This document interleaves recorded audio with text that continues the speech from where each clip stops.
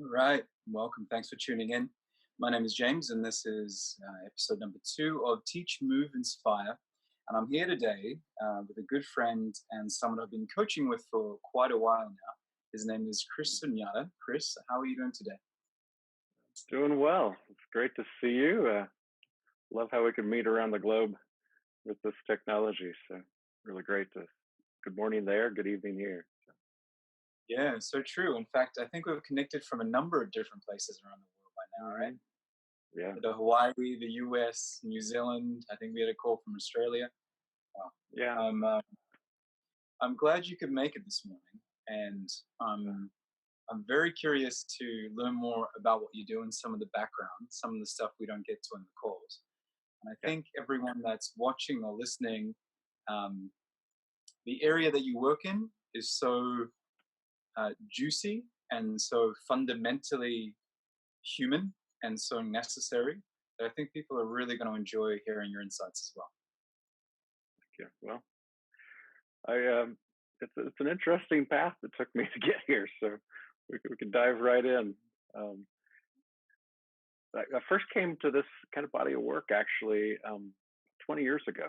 I at the time was married and had a daughter with pretty severe disabilities on the autism spectrum, and it was really challenging because she wasn't sleeping through the night. That went on for like about 10 years.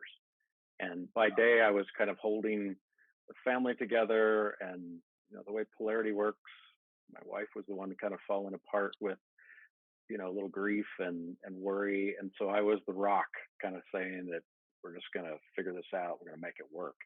And of course, inside, I was having my own processing about it and grieving, but I didn't really allow any space for it. And I got invited into a men's group, and that was the first place that I could really confess what was going on inside of me. I didn't even feel like I could share it with my wife at the time, and I didn't even realize how much, I don't know, grief, sorrow, panic about what life was going to be like in that situation. Really benefited from the circle of men. And then it was in that group that one of the guys who became a very close friend brought in a David Data's book, Way of the Superior Man. It was just out in the first edition. It was like hardcover back when we went to bookstores. And we went through reading it together as a group for about a year. We'd read a couple chapters, get back together every 2 weeks. And it wasn't necessarily a popular book. It created a lot of controversy, but my friend Mark, we connected particularly around the stuff it was teaching about sexuality, and it opened a whole new way of perceiving what was going on in my relationship, why some of the dynamics were the way they were. And I found in particular it gave me some freedom and power back just by shifting my perspective about what was actually happening.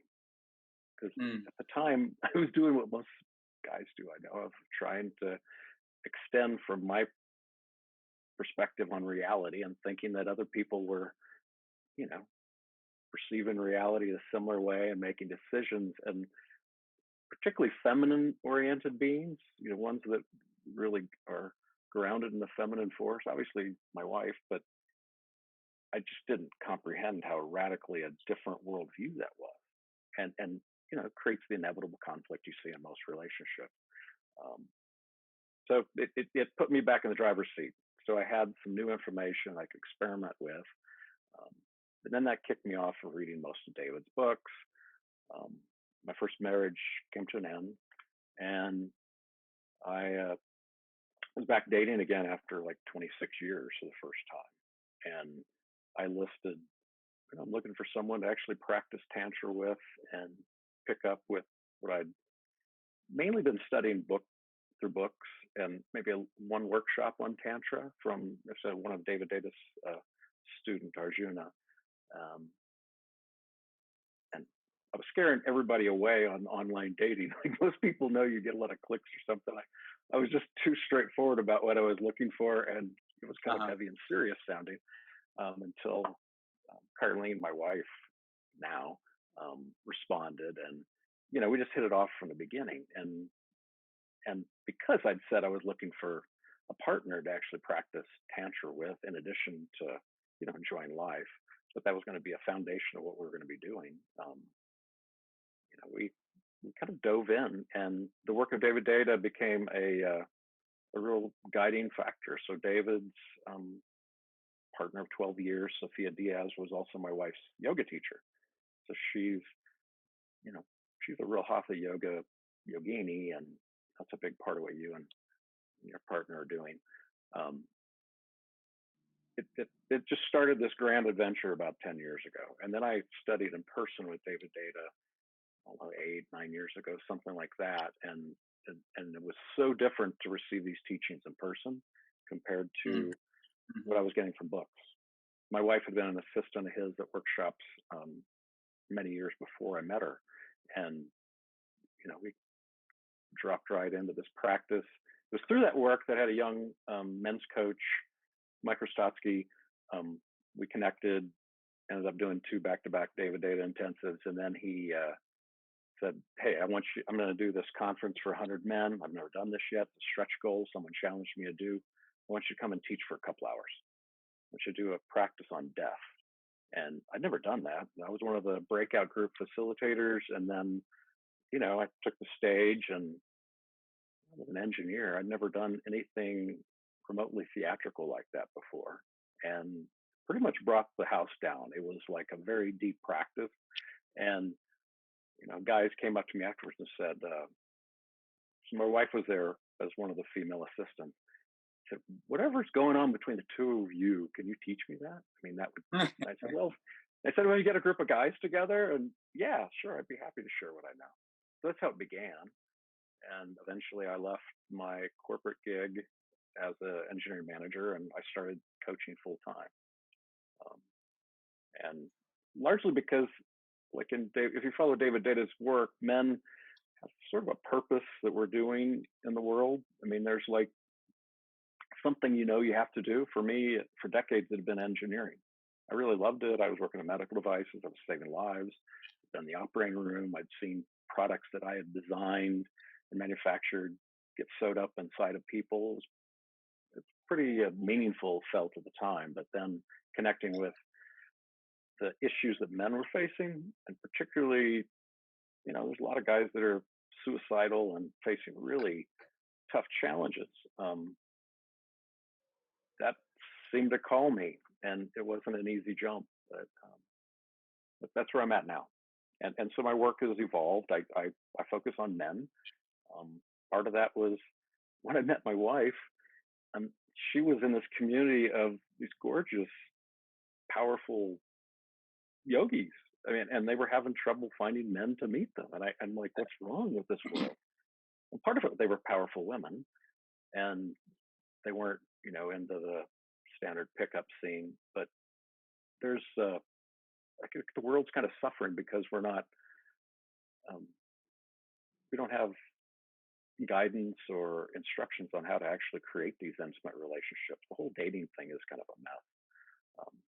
We've got some automation now because of applications and our phones, but I'm not seeing that people are like a hell of a lot more satisfied. It's easier to arrange and negotiate sex, but beyond that, there's still even more hunger for depth and meaning from sex, relationships, and spirituality too. Where the hell does this all fit together?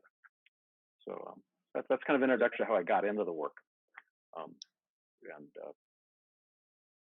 It's really interesting. You touched on just in that short piece so many different themes that I'd love to bring up. So we'll talk about it in a moment, but just what men's work is, and you mentioned how different men and women are, and I think especially from a lot of Western countries, that's kind of been something's been put on top of that. So equality has been equated with sameness. So I want to talk about this too. And you also had the flavor of what I would use as a term of karmic direction, from engineering into being called into something else. And also we find exactly the same thing with Megan here in Ubud. There's a bunch of very beautiful, very powerful women, and almost all of them are single as well. So there are a few topics just in what you said that I think could probably easily each one of them take up the entire time we have together. Before I go down that route, it was really interesting to hear your journey to get to where you were, because I didn't know what you did before this.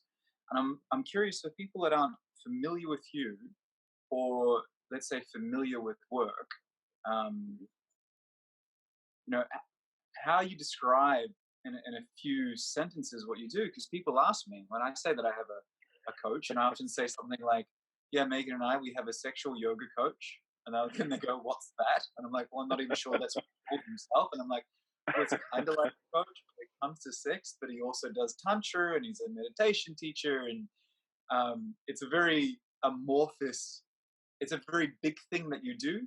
And because of the bigness, it's hard to put words on. So I'm curious, if you meet someone that is outside of the world and they say, oh, what is it that you do? What is your response these days? Depends on the context of the conversation.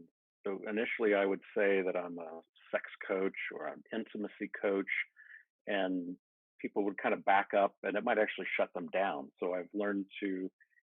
It's always within the context of what they're asking. I can say I'm an executive coach to a lot of men because that's actually the case. I work with a lot of high power people and men that are trying to navigate through challenging life situations. What the coaching sessions look like working with me, you know what it is, but I'll describe it for your audience. We drop in together. I create a container of absolute trust and confidentiality. And the yogic training that I've been through, combination of hatha yoga and sexual yoga, you learn to see someone at greater depth, and their inner thoughts and emotional content are moment to moment actually being revealed through their breath, through their voice, through their body. So I work with video calls, like we're doing this call here, and I just bring into the conversation what I'm actually perceiving and seeing. It's a result of a lot of training, but it, as you know, I've worked with you and Megan, it evokes a pretty fast drop into intimate, honest space. And so often some of the practices are about me giving voice to something that's been unspoken, that's already present for both people, and finding a fun way to engage the arc of sexual energy within that conversation. So to make it fun and playful, I mean, at one level, meditation practice and spiritual practice, particularly as we've learned it in most of the world, is a masculine tradition. I mean, men sitting in caves looking at walls, or, you know, that's the masculine form of spiritual practice, is spaciousness, emptiness, and, you know, the bliss of people not bothering you. And the feminine, we don't have lasting feminine traditions unless you count, say, Indian temple dance and other forms of women in community expressing the joy of embodiment and love and light. And it's usually some kind of dance and it's communal, right? It's the opposite of a solitary guy sitting in a cave for years, right? And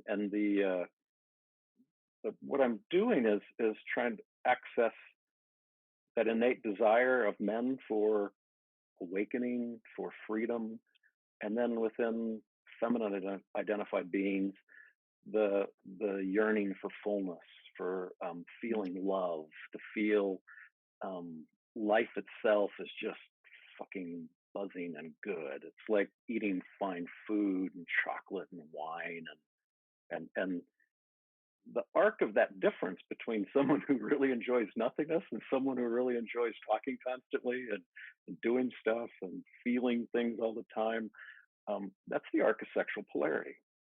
And the language I've learned from David Deida has kind of been radical. It's around redefining those terms, masculine and feminine, so that the masculine is that part of us that's our witness. It's part of, well, whoever's watching this or listening to it, it's a part of you that's aware that you're listening to a podcast or watching a video of two guys talking. That awareness is so present all the time. It's sort of the water for fish, right? It's that analogy. You can't see it, but that's your masculine in David Data's language. And then the feminine is anything that changes, anything that has form, anything that is an expression of light. If you look at matter on this planet, the only way you know it is you push on it and electrons in your hand resist the electrons that are in the other stuff that you're pushing on, and sensation moves through the body. But what is it really? It eventually comes back to awareness, but all the form is always changing, and that's what David calls the feminine. So it doesn't mean your genitals or your gender. And we all have masculine and feminine components in it. So I also work a lot in the Taoist tradition, and yang and yin are the other complements that might be useful, but it sounds too esoteric for people sometimes. So in these, what I'm doing on these calls is reminding people of consciousness, and then also evoking that deep feeling of life itself, and then working with the arc between people on it, and kind of liberating the fun and the possibilities within sex. And the other thing that I got into doing this was men wanting to learn tantric sex. So sexual yoga, at least in this context, is go back to Patanjali.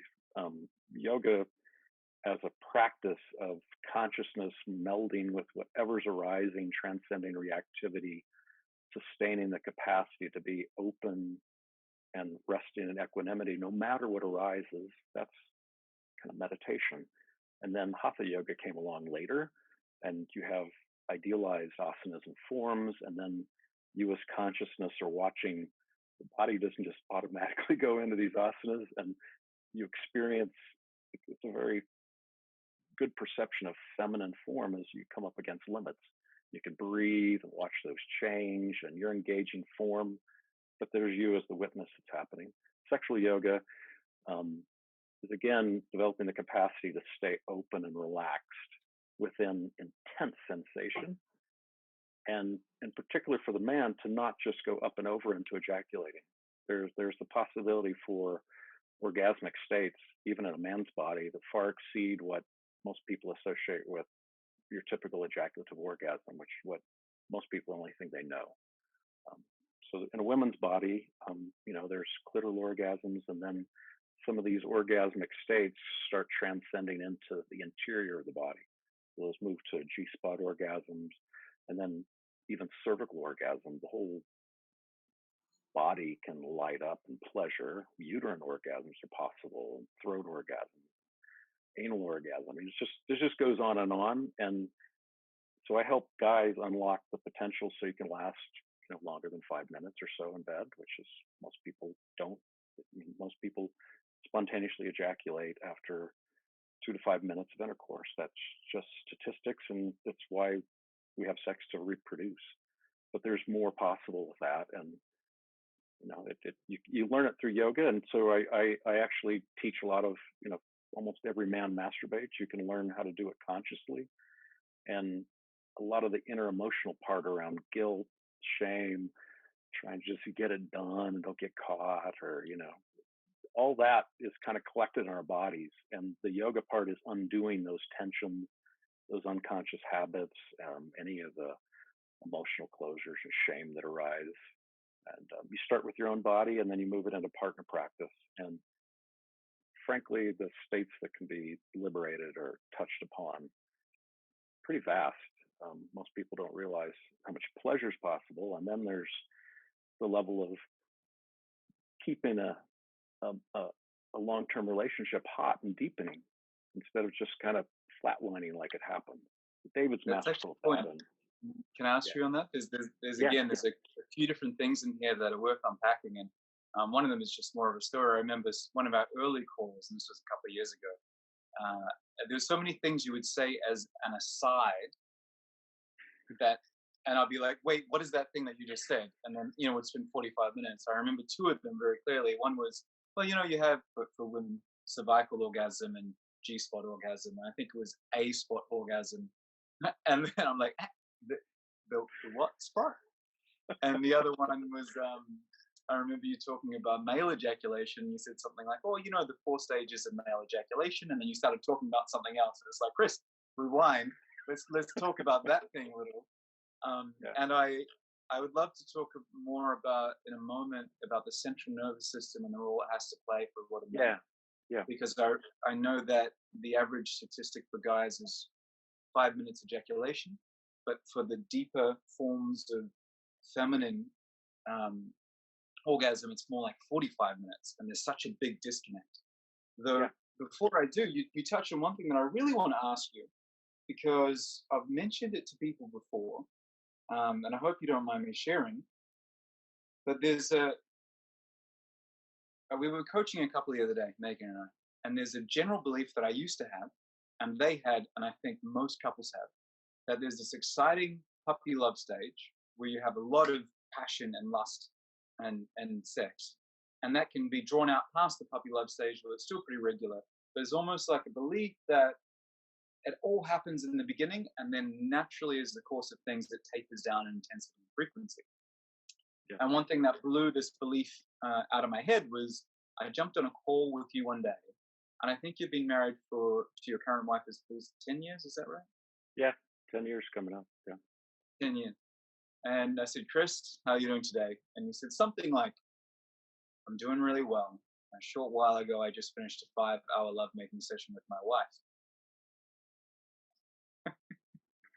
Yeah. And it was just so beautiful. I mean, like, you're not in your twilight years, but you're not a spring chicken. You've No. been married to the same woman in a monogamous relationship for 10 years. And Yeah. you're having intimate experiences sexually that 99% of anyone, but any healthy 20-year-old wouldn't even be able to get close to. So I'm wondering if you can speak to two things. And the first one is just around that belief and your view on that belief that a lot of people have, that it starts strong and then tapers off and becomes more like friends. And the second one is touching upon the depth and the more subtle layers. But perhaps we'll look at the first one first, because the other one's a very big topic. So. Yeah. Well, let's talk about. I'll bring in to give us a little context on this and be able to track it longer. David Data has a 3-stage model for intimate relationships. So what the world is most present to and what we see everywhere, classic first stage relationship of, I have needs, you have needs, kind of work out an exchange, and it's the guy with the most money gets the hottest model. I mean, in some ways it's Donald Trump and his wife, right? I mean, you look at him and there's like, wow, that's a complex thing, but he's powerful and he's got money and say super attractive, but he's, that attracts beauty, right? So consciousness, power, but there's a bit of a competitiveness to it all the time. And there's also, it's somewhat superficial in that you see people continually trading up for new things. Well, I like this one, but if I get a better one, right? It's a competitive kind of jungle almost, right? And that's what most of the world knows. And then I would say in, parts of the world, you're seeing more of a movement toward equality and the second stage in David's model, where women are becoming, rightfully so, into equal places in employment and power, responsibility. I think the next person that lands on the moon that's an American is going to be a woman. You're seeing a real shift in power, and now even sex is becoming in many places a thing you can kind of negotiate. I'll give you an orgasm, you give me an orgasm. We can, meet on Tinder and say, well, I don't want anything long term, but we both have physical needs. Let's kind of work this out and kind of agree on some safety. And right, so the second stage. And it's good. And matter of fact, the second stage is usually you get a little bit of first stage when you first meet someone, you fall in love, and then the second stage kind of moves in where you get inevitable problems and you go to counseling, you kind of work out agreements. But equality and sameness drives down polarity. So whereas in the first stage, maybe like the Mad Men 1950s, there's a shitload of polarity. women wearing corsets and heels and guys in black suits and power. And there's, the women are all doing their things, the guys are doing these things. Now, second stage, you've got, well, it's totally integrated at work. You've got men and women working together, and guys have maybe female friends and women have male friends, but it gets kind of muddied. There's a decrease in that arc of sexual tension. And the third stage, each of these stages only occurs, by the way, you don't move from first to second until something about the first stage power dynamics starts feeling unsatisfying and not workable anymore. So then you go into counseling, you try to make it workable, and you figure out ways to negotiate. And then that even becomes boring and unsatisfying at some point. Or just like, fuck, there's got to be more. And that's where the third stage comes in. And instead of me getting my needs met because I'm the biggest lion in the jungle, second stage, we negotiate. I'll satisfy you, you satisfy me. Third stage, I don't know. There's a bit of a grounding almost in meditative death practice. We're only here for a little while, and I'm withholding love. So when you're in a committed partnership, what does it take for me to open them? What does it take to really turn them on? I'm not talking you become Mother Teresa and just are only caring about the other, but your actions become motivated with something else. And what that looks like in a sexual occasion is you might choose to have sex even when you don't want to have sex because it's going to shift something. You might open your partner. It's not like I don't feel like having sex tonight. It might be, well, what would serve both of us? And the way the sex looks too, you kind of get your rocks off in the first stage. Second stage, you try to make sure you both have orgasm. Third stage becomes less about orgasm and more about how deep can we go down this rabbit hole of, well, both what our bodies are capable of. That gets interesting. Just if you even adapt a hatha yoga kind of orientation toward your sexing, there's a lot more that's possible if you can get the body to remain open, keep breathing, conduct all that energy. And then if the sexual occasion isn't about just the man driving toward his orgasm, what happens? What actually becomes possible? So you cross over. So the majority of our sex is procreating and kind of, relieving tension. And second stage, people are learning more sexual skills. Third stage, you get the opportunity to start making love for hours. And what that requires is the man in particular to transcend that I have to need to ejaculate every time. You don't know what's on the other side because you've never been there. But once you experiment with your body and maybe say, not all the time, but maybe a few of these lovemaking sessions, I'm going to try some of these techniques that I've heard about. It creates a whole new world of opportunity. So that's where I start. And the couples, men have to do some of this work on their own. What you do with your body is intimately tied to your emotional state of being, how you hold yourself together as separate. There's me and there's my partner. This kind of deep sexual yoga tends to unmantle that. You have to make yourself more emotionally available. So the walls that we build up in long-term relationship, you think, well, that's just the way they are. It doesn't matter what our pattern of interaction is. You find a way to, like spiritual meditation practice, you can wake up in any moment. And we can, still be a slump and don't want to watch TV and just drink beer and I don't want to be with her. And then, fuck it, I'm just going to put that all aside for a few minutes. I'm going to give her my full attention and we're going to play. And she might do the same thing for you. Where would you even get that motivation? Well, with love moving through action. But the other thing that I do with couples and what I try to teach men is we're a neurological collection of patterns. And the reason that most men, ejaculate when they do is because we've rehearsed at masturbating thousands and thousands of times. And we've done it often in some kind of stressful container of, anxiety about being caught. Maybe not, but most of us had some kind of weirdness around it when we started. Well, that's left a trace in our body. So you can undo that. You can become profoundly comfortable with your body and sexual energy. Releasing that tension, just that first step can lengthen the man's amount of time that he can find a gap to choose whether he wants to ejaculate or not.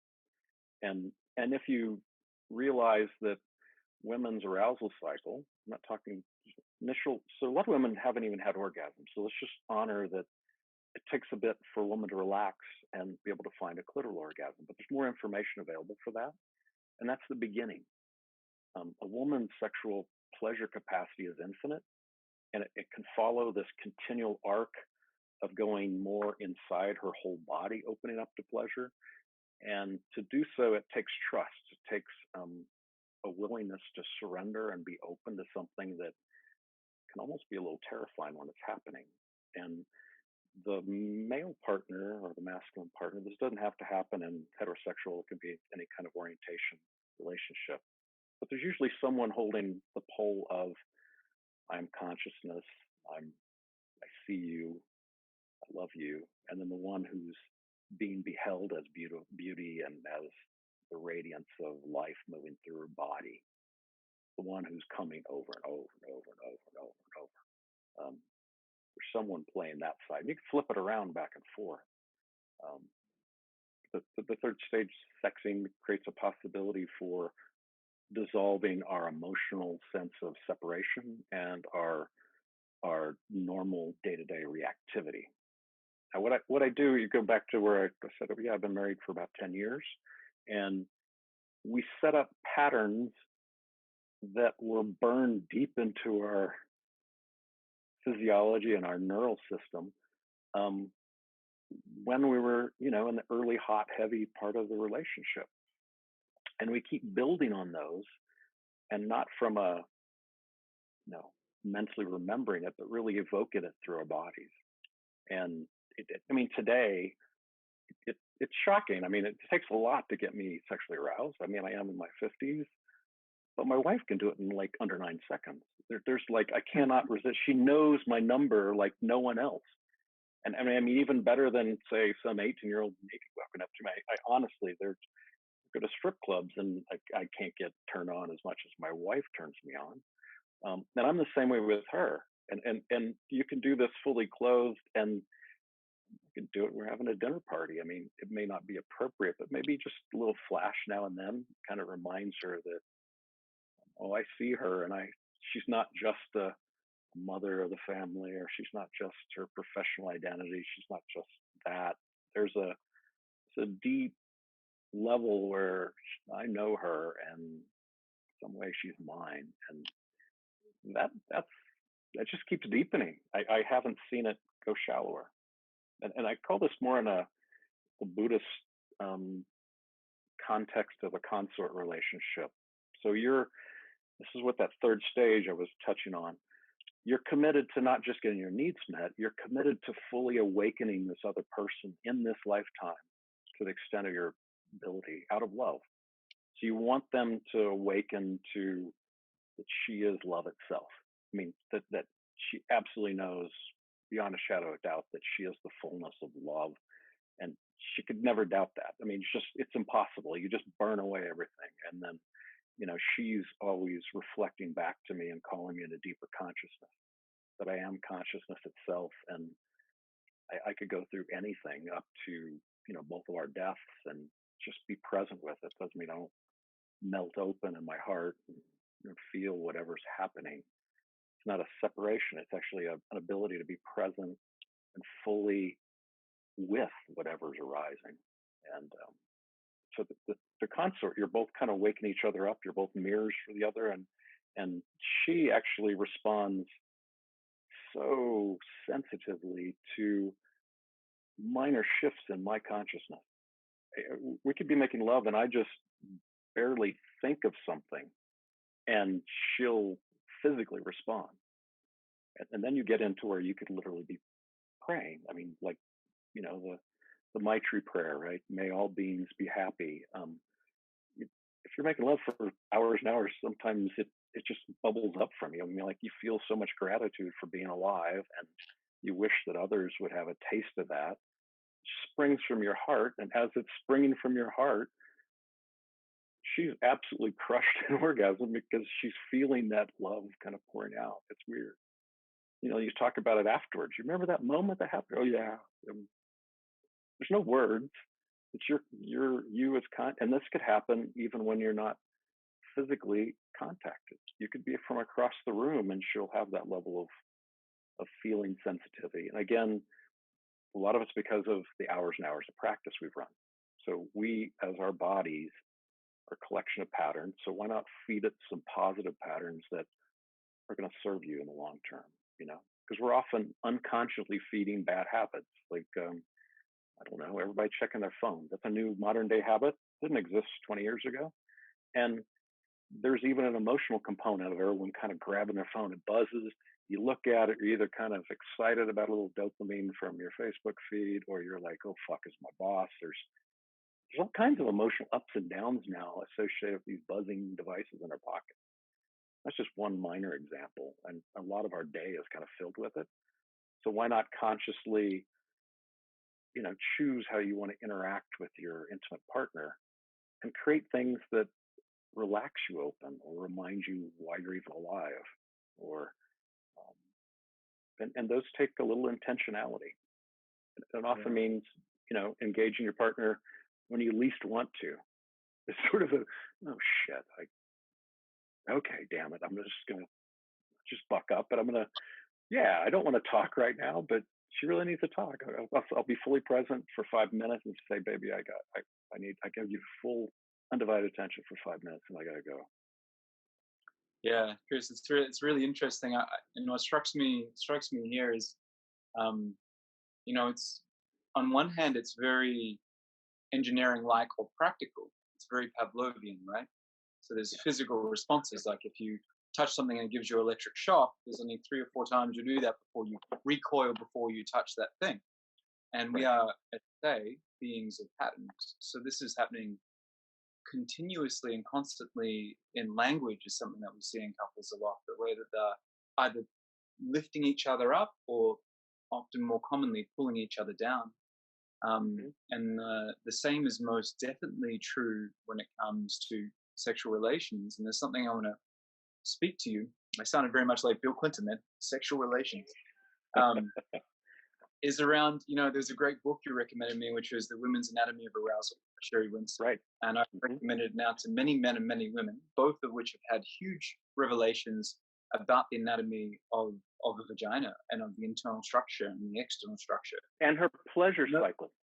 Yeah. Her pleasure cycle, yes. And women read it and they didn't know half of what was in there as well. So the book was quite illuminating. And one thing became clear is they're not slightly different structures. They are totally and completely and utterly different structures. Alison Armstrong speaks about this really well. She says, in the animal kingdom, like you're watching David Attenborough talk about 2 spiders, and it's always something like, here's the male spider, he's small, he has a life cycle of 3 days, and he has a tiny blue proboscis. And here's the female, she lives for 3 years, she's giant, 10 times the size, and has bright red eyes, or whatever. What he never says is, here's the male, here's the female, they're exactly the same. It just never happens. It occurs nowhere in nature, pretty much, outside of a couple of rare exceptions. So I think one of the most common vicious circles when it comes to sex and intimacy occurs from a misunderstanding that I want to speak to you about. That for women's anatomy to be aroused and ready for sex, it's such a longer and different process than it is for men. Men are immediately ready. Women generally take a lot longer. Not big news there. But I think the cycle that happens is oftentimes it can feel like some pressure, whether it's from the man or from the woman, to enter into sex before the female partner's ready. And it creates this cycle of discomfort and pain in the feminine body she's doing something against her body's wishes, and then it's really fast for the guy because, as you say, the average Yep. is 5 minutes. So there's this cycle of like, guy really wants sex all the time, feminine partner often feels like she doesn't, but only because of the cycle with neither person being respected in the moment. Does that question make sense? Absolutely. And there's an endemic problem, particularly like happening in the US, when younger and younger people are getting most of their sex education, what the expectations of what sex should look like from porn. And Yeah. more and more women are muscling through. I mean, because particularly young women are wired to fit in sociologically with their peer groups. So whatever's expected and whatever's expected by male partners, if they're heterosexual, is a phenomenal force. They just want to feel loved and belonging often. And now they're learning they have a right to their own pleasure. But all it takes is a couple unpleasant sexual experiences, and your body can't deny that you had those unpleasant sexual experiences, but your Yes. mind will try to talk you out of it. And so there's a lot of people actually having very painful sex. There's a lot of Yeah. women not enjoying that because of the arousal. They're not fully aroused, and they're as consciousness muscling through this thing. And then they wonder if there's something wrong with them. There's nothing wrong with them. There's this deep mistrust of the body's own intelligence. So what Sheri Winston writes about is inviting women to slow down and really explore and understand their own genitals first off, and what that arousal cycle looks like.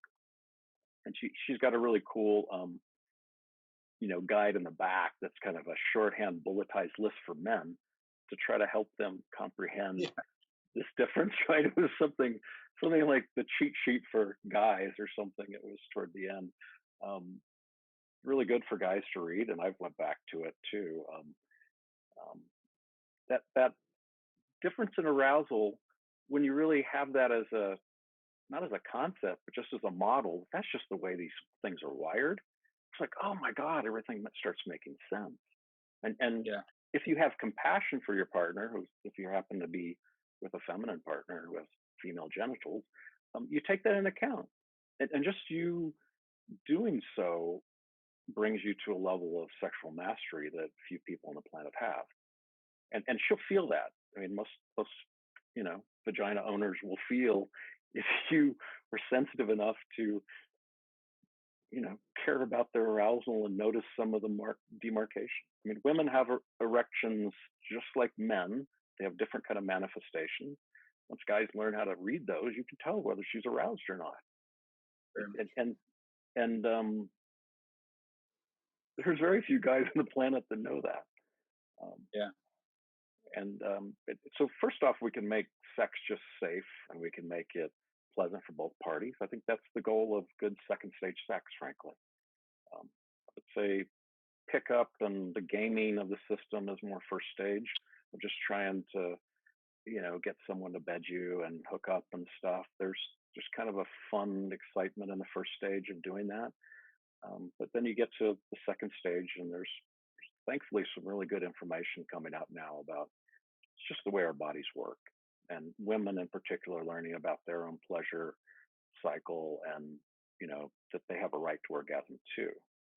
But that leaves men even more in the dirt and behind now, because as women step more into their own sexuality, it's harder and harder for men to stay in the pocket with that, because they believe that you have to do something. There's a secrets and tricks you have to learn. And Yes. the heart of third stage sex, I can teach mechanics, but I keep guiding people back to essentially the heart of spiritual practice. What you find when you do meditation is that it's the essence of being. It's not doing, efforting, changing who you are.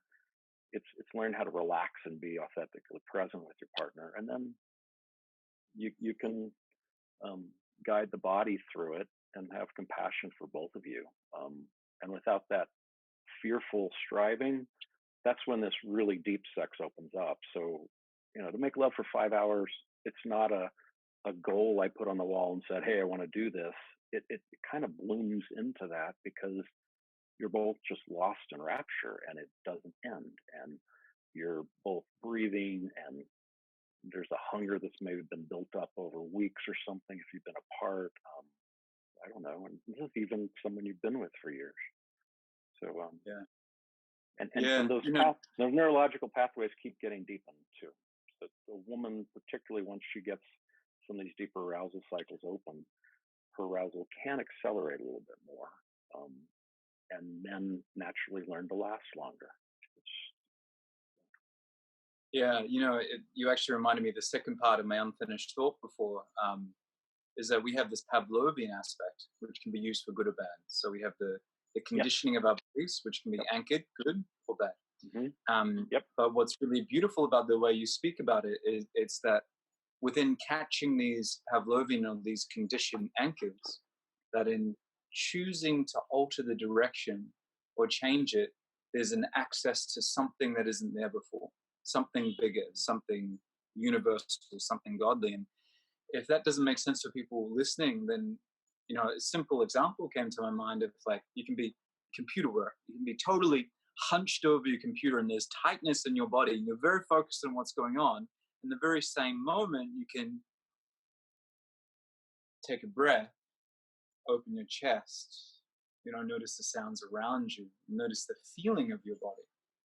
And there's something very different in the quality of those two textures. And I think particularly for men, and it's an easier thing for me to speak to is, as you mentioned before, often how they get involved in sex is masturbation, and often it's done quickly with shame and confusion, not wanting to get caught. And it is that same thing. It is the tightening of the body, trying to get somewhere, which is ejaculation. And then there's a release. Whereas it seems like what you're saying, there's all sorts of the practical applications of how to do this physical wise. There's ways that you can retrain the central nervous system.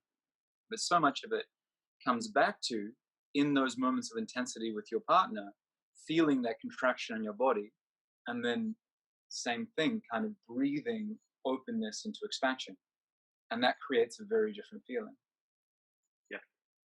Yes. It's a little bit like a hatha yoga asana of inhaling, feeling the intensity, and then circulating it, and not forcing yourself to go deeper, say in a forward fold, but just inhaling, allowing that sensation. And then when you exhale, miraculously, you deepen all by itself. There's not you forcing it. But there's a similar thing that happens with conducting the intensity that arises. So time itself seems to dilate during sex. It's what I call it sexual yoga. When you're doing, say, a solo masturbation practice, and you really slow down, and you can watch your own arousal cycle, and you allow more gaps and pauses, and you're breathing. So men's ejaculative orgasms and women's clitoral orgasms are very similar. They're both tension induced. So anyone who's watched porn, you watch, there's an O face. We make joke that there's a classic tension face when people are having dissipative orgasm.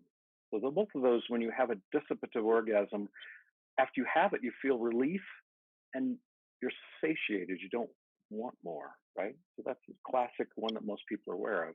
Then there's regenerative orgasms where, and men are capable of these too, but if you can have an orgasm without ejaculating, it's very achievable.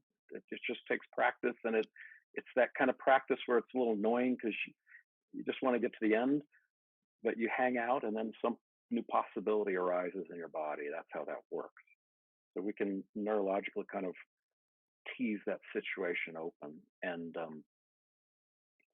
another Pavlovian thing that happens is you can cross-wire things. So where your attention's directed at the moment of orgasm is what you are locking into your brain and nervous system.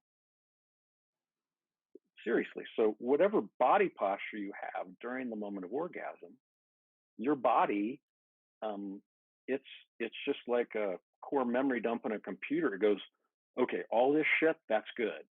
That's what it takes to get back to here. I want to go back here again because I've got dopamine, oxytocin, all this good shit just dumping. We're kind of drug addicts. We're primates.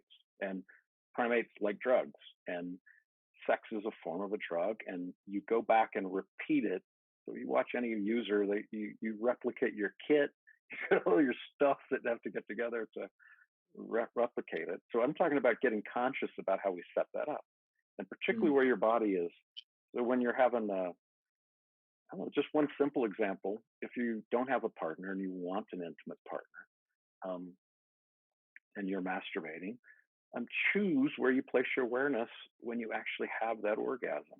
If you're scrunched over looking at a screen and feeling guilt, um, that's the pattern you're imprinting. So you can shift that. You can get aroused and then disengage maybe from the source of what you're fantasizing about. Nothing wrong with that, but feel outward toward what you'd like to attract. I create a vision board and I encourage like people to think of, if you want to attract a partner, feel outward from your heart or for that feeling of what that partner will be like while you're having this orgasm in a relaxed, open state.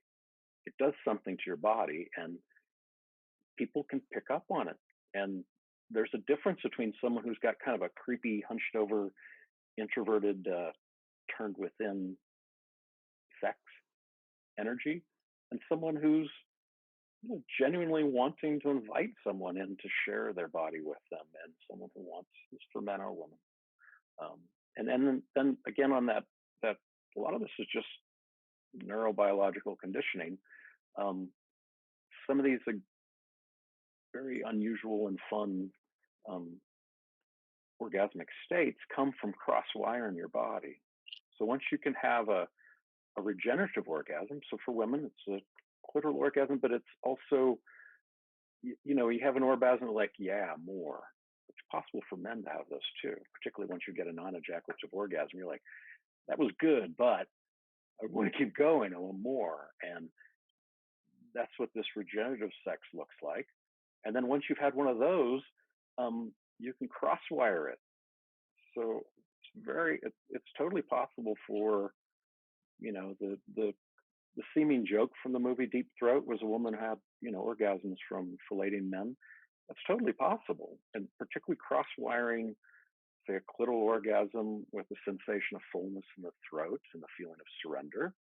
The body neurologically can't tell the difference, and the two are rising together. Lo and behold, it's possible for women to have full-on orgasms, filleting a partner, or just even self-stimulating their throat.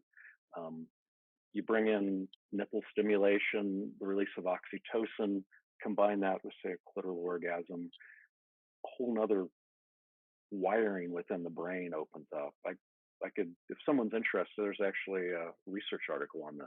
They found that particularly women are capable of cross-wiring different parts of their body to, classical clitoral orgasms, and pretty unlimited.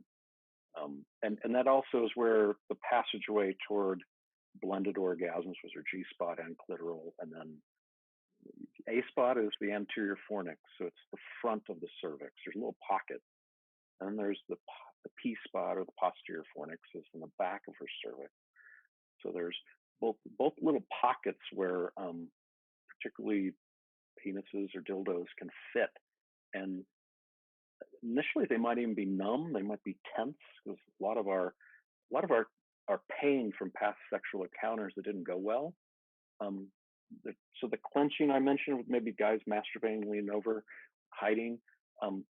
Women are also have bad sexual experiences and pain, or if they've been abused, often that gets stored deep in the body as physical tension, and particularly around the cervix.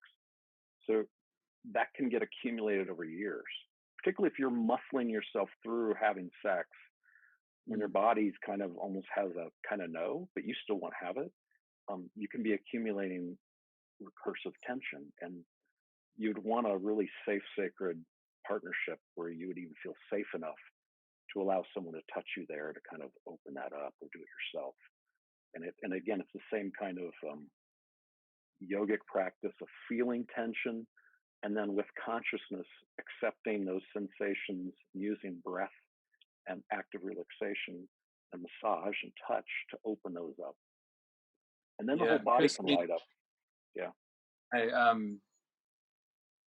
yeah, it's a really fascinating area, and I'm just thinking, there'll be a lot of people watching or listening to this, male and female, um, that brain might have got stuck in one key point, as it would have with me 4 years ago, 4 or 5 years ago, before Eli Yeah. and David, which is when you go, oh, and for a men's non-ejaculatory sexual practice.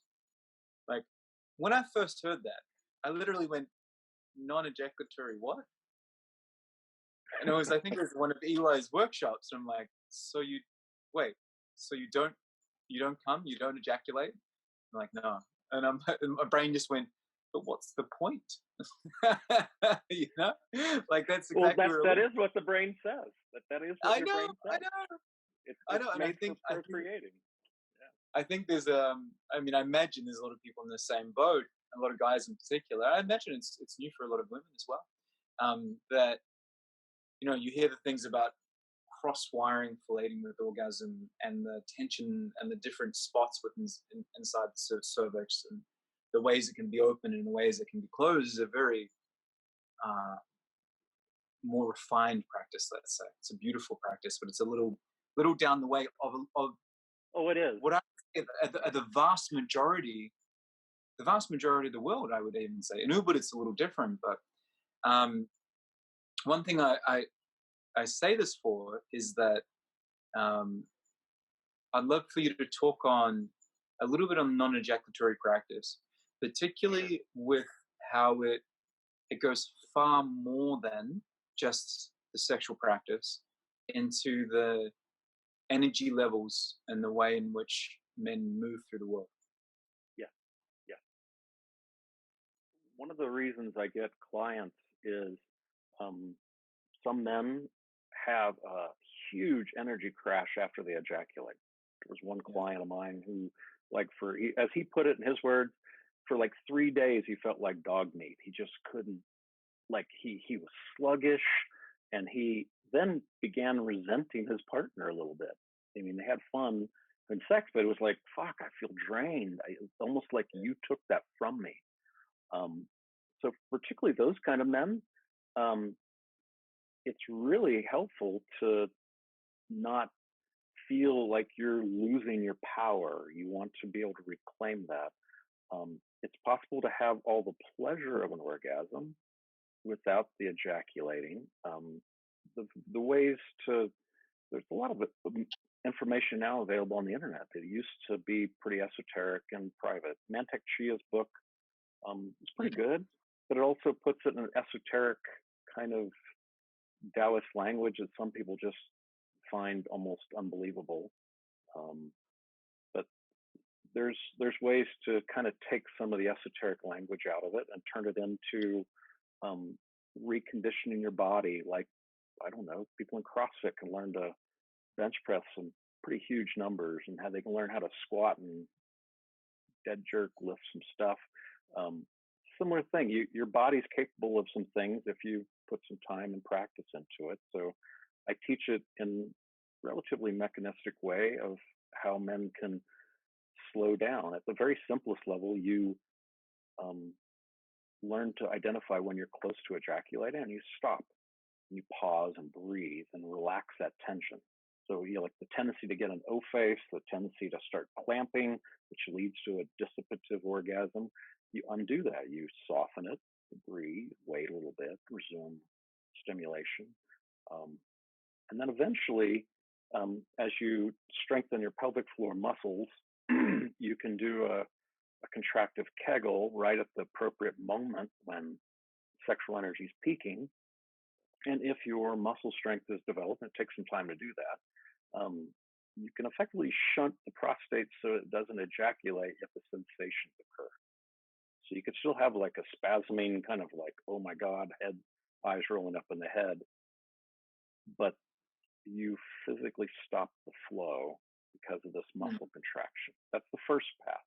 That's what most people understand for non-ejaculatory sex, is through actually enacting tension or finger pressure on the perineum. But that to me is just the 101 course. And it actually can lead to poor practice in people with, well, frankly, prostatitis or pain in that area if you're not flexing the muscle in the opposite direction. So you need to practice reverse Kegels. So the muscles need to be dynamically balanced in both directions.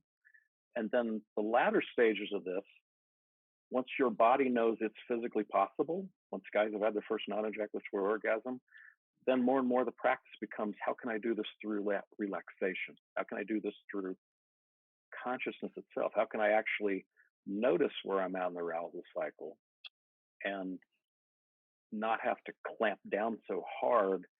Maybe it's just a much minor pulse, and it's done much more through active relaxation and breath. That's the arc.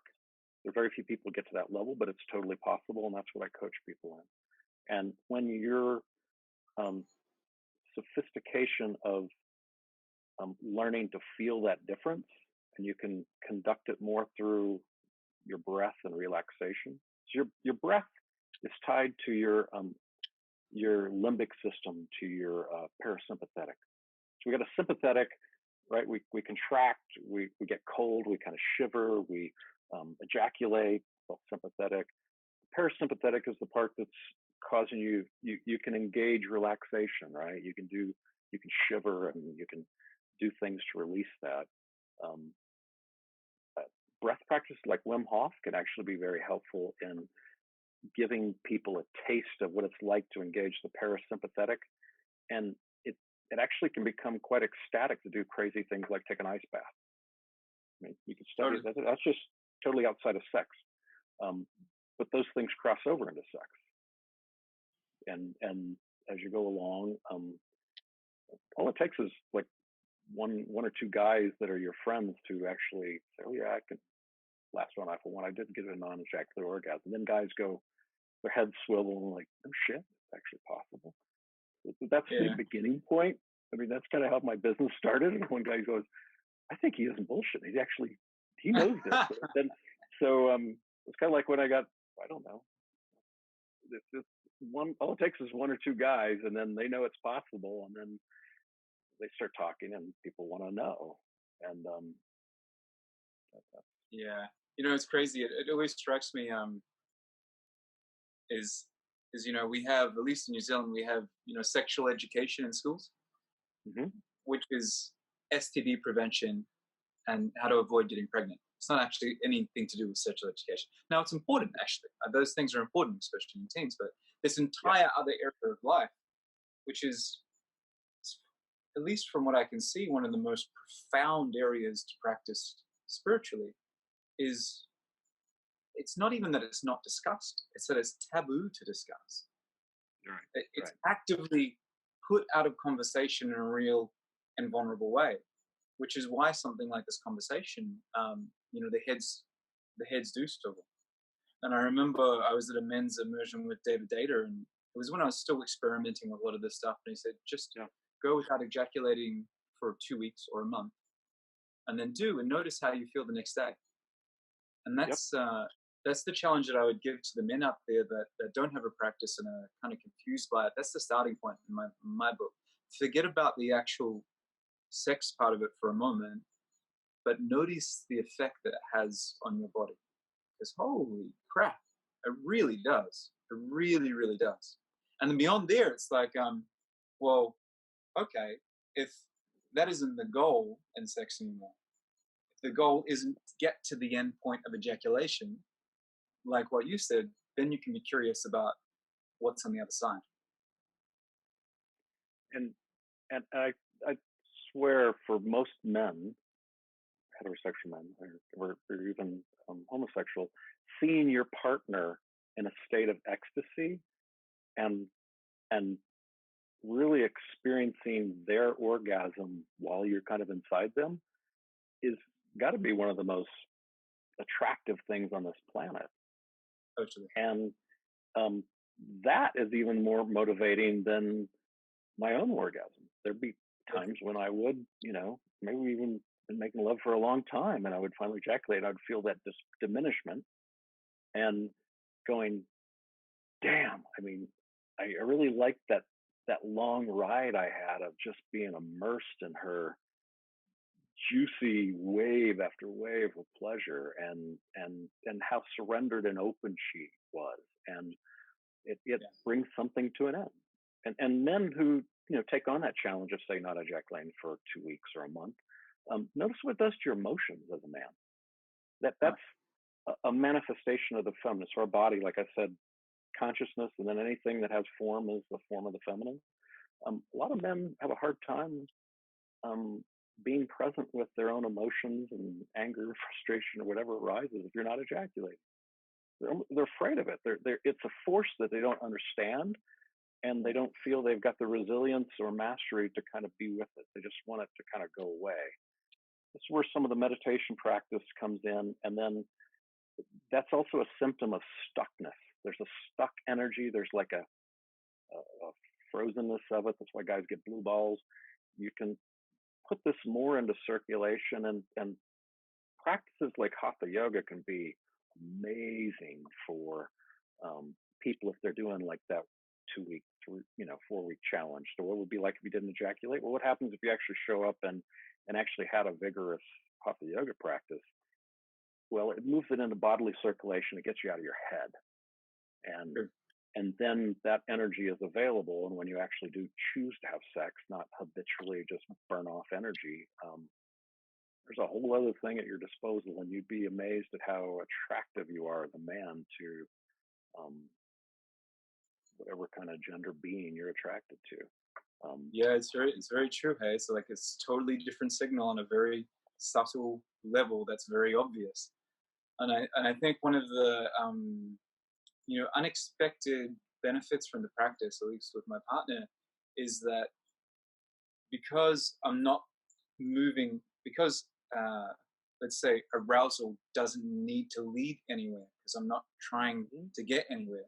Now there's multiple times during any given day that it's fun to get aroused and play around and go straight towards that area Yeah, for my partner and me, which is a guy thing. We like straight attention, let's say, rather than the other way around. And it's like, oh, yeah, well, now there's all these little moments of the day where it's like this constant turn on, really. And guys, you can think of it in a way of like, well, imagine just ejaculating and having sex. Like, how motivated are you to go work out or work on your purpose or do anything really, as opposed to like just having some real deep intimacy with that level of energy in your body. Okay, now that bit's rounded out, now you can go do the thing that you're going to do. It's a whole different kettle of fish, Chris. oh yeah, and you have more energy for life. You have more life energy. I have that on my website, and I'm trying to explain to people the benefits of this. There's a direct crossover into business, and Mm, one of the early things I learned from doing the David Ada workshops was the power of breath. So we frequently use examples of um, we'll just invite somebody up to the front of the room, and then we'll have everybody just vote on who they think is most trustable, and or who is the most powerful man, right? But it's at a primate to primate kind of level, and we as a tribe of primates, we kind of without words, just like kind of know. You can make someone vote with a show of hands, and you'll get people selected. And then with this work, by working with someone's body, just with some subtle changes, and we can't see ourselves, right? Most of the time, we're this like tube of light walking around. It's almost like we're got our face in binoculars, but you can't see yourself most of the time. And we'd make some small adjustments, and you'll see someone else get voted as being more like you can tune people up to greater levels of trust or consciousness, and it's done through the body. Now, when you adjust your body on the outside, it alters the inner state inside of your emotional sense of self and even your thinking sense of self. That's the beauty of meditation and yoga, hatha yoga practice. Um, yes. so we work with breath, and the thing I found in business from that early part was the men who had the deepest, most relaxed breath were considered the most powerful and most trustable. So Mm, working with that, it started shifting my whole experience at work.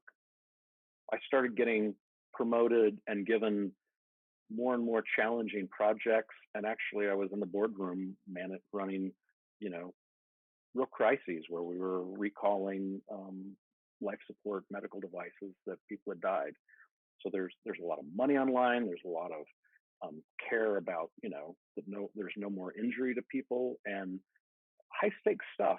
And my capacity to stay steady, breathing, relaxed, was highly valued in that environment. A lot of what I brought wasn't just what I was saying, but it was the stability about which a very tense situation could revolve, and people felt held. So the sexual work has direct repercussions in what men are doing in the world and what women are doing in the world too. Like a woman who feels fully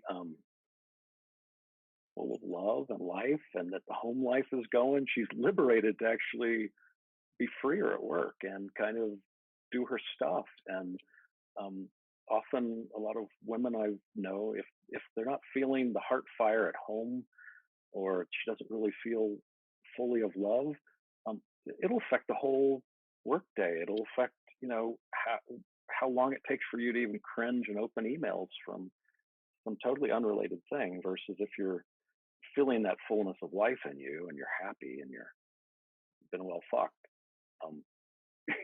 Everything changes, your productivity and your whole outlook on life. So why not just honor that core piece a little more? And it sounds like you're making actually some really good patterns. You're doing things with your partner now that you start establishing consciously patterns for interacting. So like you said, there's a couple little touchstones through that day. Well, you're actually practicing a pattern that can be repeated and deepened. So fast forward, 10 years, and that same little thing, it's got years of sparkle in her eyes, and you know each other's number, not just in a way that you're kind of pissed off and you're fed up with each other like most long-term couples, but you've chosen to put your attention on the things that add that little zing and get her wet instantly. And you can do that for the sake of, you love her, you want her to be happy, you want her to feel juicy. Why not? Right? Yeah, and that ignites her wanting to do the same thing for you, and you'd be surprised that, like, what the fuck? This is inverted how the whole world works. Yeah, I mean, honestly, what better thing to spend time on, like, than the person that you love most and spend the most time in the world, that you can get something with them that you literally can't get out anywhere else in any other situation. It's very easy to get sex in other places. It's very easy to get friendship in other places, but to get the kind of quality of human experience that you're talking about, with years and years of practice of building each other up, of training each other's bodies to really open in an instant. I mean, that's extraordinary. And yeah, a beautiful place perhaps to. I'm cognizant of the time that we have about 10 or 15 minutes left. So it's kind of a place to start wrapping up. But before we do, like, it seems like for the men, who I know is a really big part of your work, you work with couples and you work with intensive retreats for couples, both sexes, but a lot of your work is focused towards men. So it seems like the men watching have a couple of good practices at least. So it's the idea of going non-ejaculatory 2 weeks, 4 weeks, noticing your emotion, having a solo practice, guys, that doesn't mean stopping, moving energy, whether that's through hatha or whether that's through self-stimulation, but the practice of softening and opening within your own pleasure. And that's enough to chew on, especially if someone's new to the world. Do you have, what would be the equivalent for the women watching this? What's the first step, particularly if there's women in a relationship that are having a lot of turn off, or women that experience discomfort or pain during sex? They're having a lot of turn off. We'll address the pain secondarily, but the turn off is it's really important for women to rediscover their own turn on, and there's really no better place to do that than often in the company of other women. So I'm not talking you have to get sexual, but things like dance, things like women getting together in a circle and being able to have some fun together. That's often what's really going to be the best thing to kickstart. It's not fixing your partner. It's not even maybe the two of you jumping together if you're into a workshop. Although I do those, but if she's really kind of not connected with her own pleasure, I'd recommend reading that book, Women's Anatomy of Pleasure.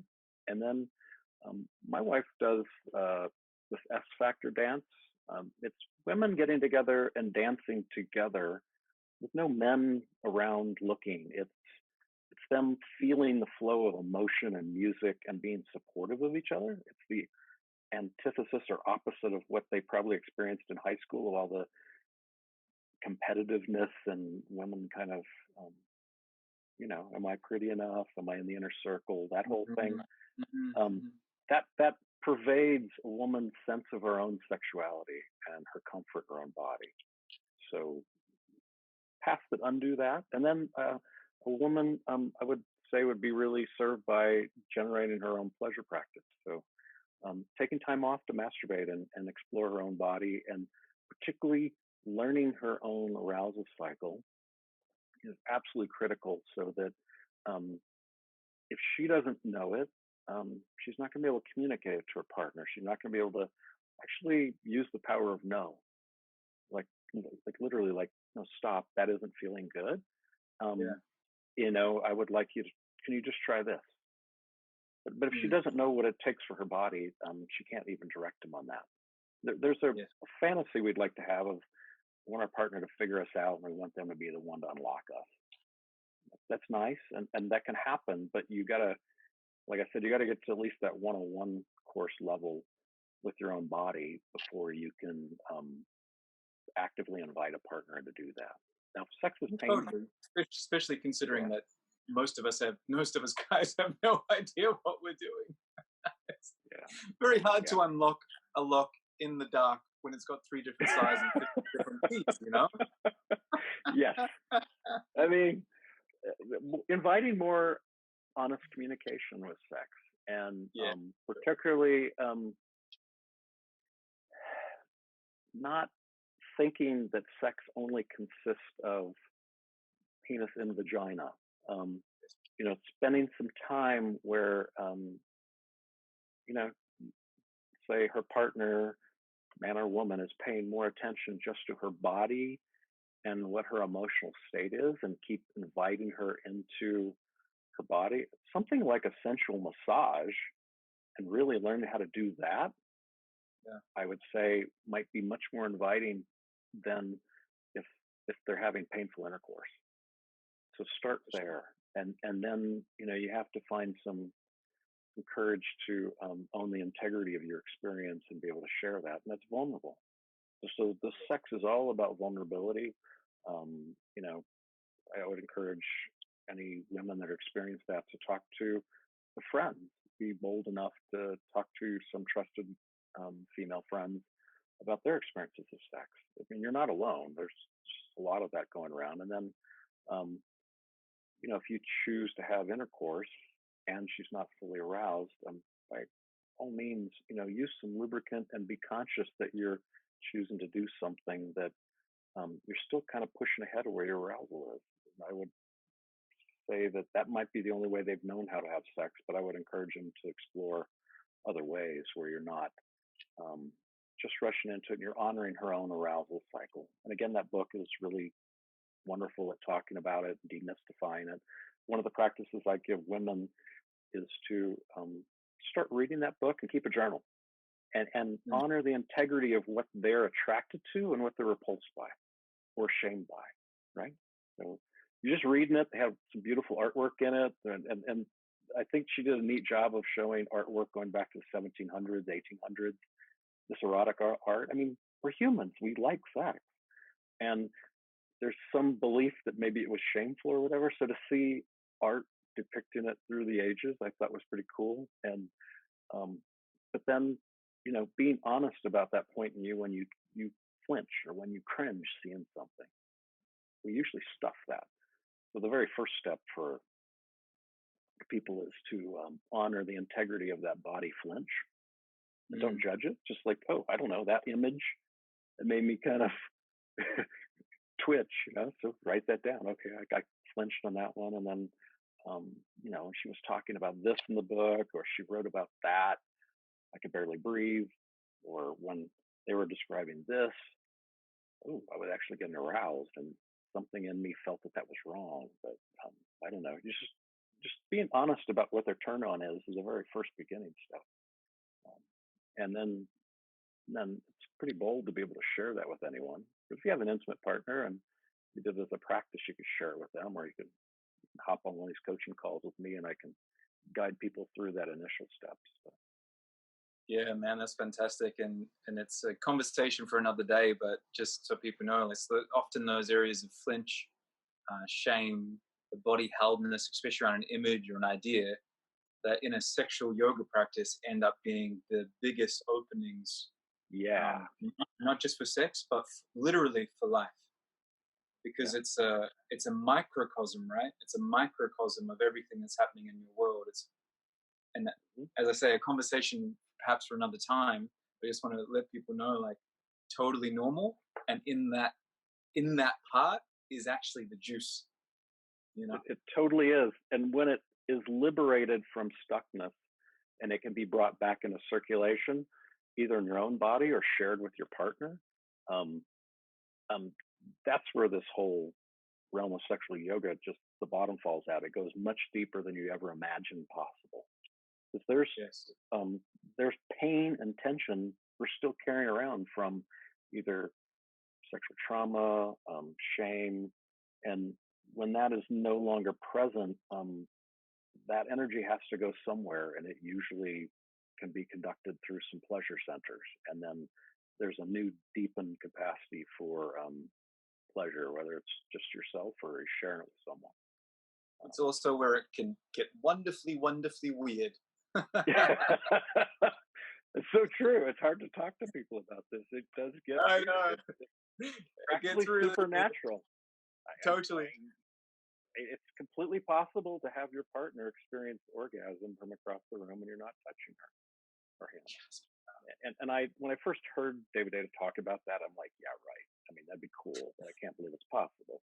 Then I saw it happen. Then I've experienced doing it and having the capacity to do that. And that, I mean, so think about that. That means that, when you're in your 80s with your partner, you don't have to Yeah. have an erection. You can still maybe be on your deathbed and you can wink at her and still send a tremble through her heart and all the way down to her pussy. She could like feel your love for her. It doesn't, to me, that's just a beautiful part of what I want to live and what I would love other people to know is possible.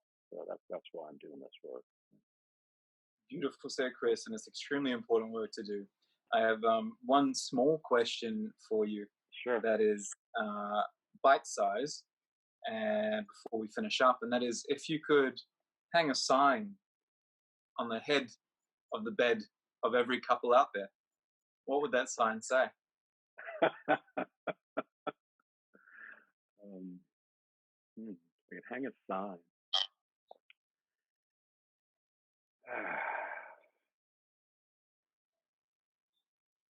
How about I've got you?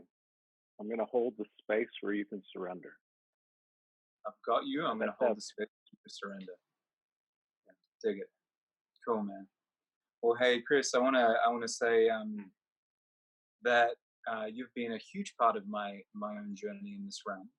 That you have a wonderful talent of taking the esoteric work of someone like David Data and the directly embodied work of someone like Eli Buren, keeping both of those components, but giving me some really fantastic, just practical stuff while keeping in the big picture.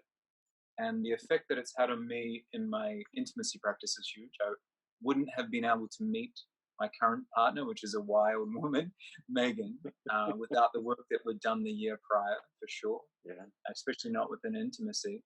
And further than that, it's created certain openings through the practices that you've been giving us that has allowed me to show up more fully into the different parts of myself that I wasn't accessing before.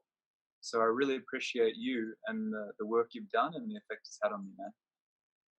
Thank you. It's always heartwarming to hear how the work's being received and lived, and I can see the results. Um, Mm. yeah, it, it Thanks, man. it takes people being bold enough, and that you're actually confident and open enough to share this in this kind of format. I think will give hope to a lot of people. you can start from wherever you're at. You don't have to have a perfect body. You don't have to have. I mean, I work with people that have had deep sexual trauma and abuse, and it's still possible to reclaim your own body and your own pleasure. And um, you know, Yeah, I and I think this think is a you're gift that's part of our birthright as humans. yeah, totally. And I think another benefit of people working with you is that you create just a totally people will pick it up with you. It's a totally safe environment that you create. It's totally clear. There's zero leakiness from you, and there's a lot of play as well. And I think in especially in this world, this particular world, that's not always the case. So I also honor and respect that aspect of you. And I can imagine there's a lot of people right now watching this are like, damn, I want to know more about this. Um, so I know that you do a few things. You do one-on-one coaching for men and women or couples. Right.